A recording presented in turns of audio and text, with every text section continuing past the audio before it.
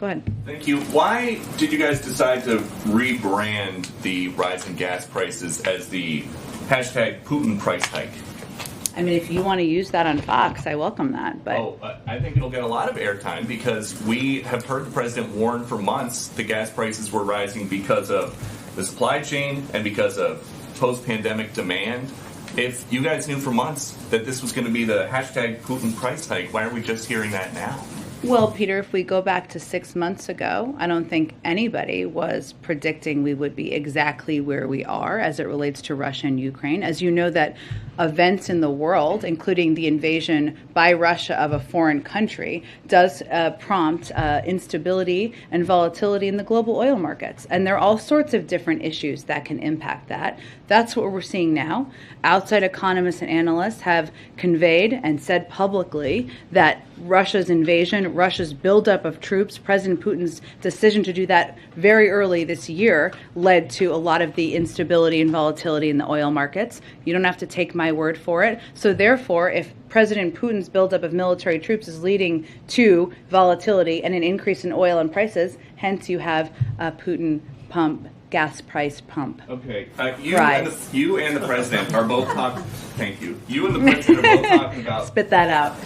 You and the president are both talking about producing energy here, saying that oil and gas companies have 9,000 permits to drill now. They could be drilling right now. Would President Biden cut red tape to make that possible? What red tape needs to be cut? When they have the permits, they have the capacity to do it.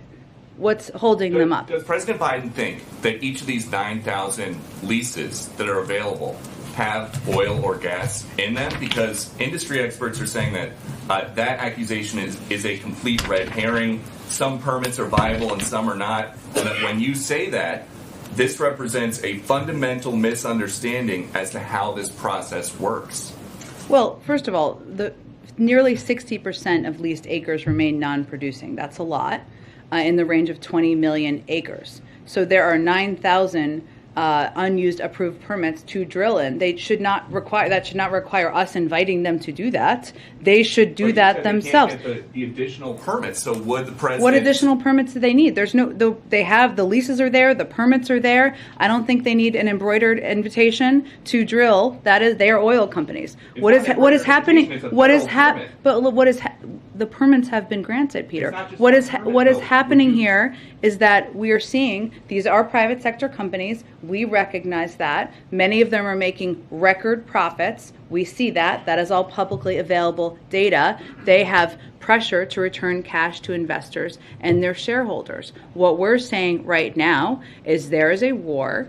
We're asking them to go use the approved permits, use the unused space, and go get more supply out of the ground in our own country. Okay, and then just a quick yes or no, because there's a lot of gray area here. Is a restart of the Keystone XL construction completely off the table as long as Joe Biden is president? Well, why don't you tell me what that would help address?